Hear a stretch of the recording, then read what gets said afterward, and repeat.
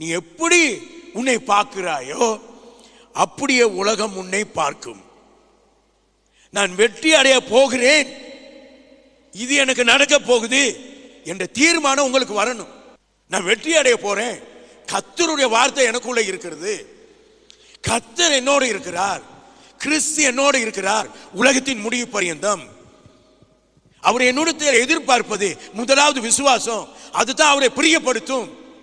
அப்ப உலகத்தில் இந்த காரியங்களை நீங்க பார்க்கும் பொழுது நான் வெற்றி அடைய போகிறேன், ஒரு டிசிஷன் நீங்க பண்ணியே ஆக வேண்டும், தீர்மானம் எடுத்தே ஆக வேண்டும்.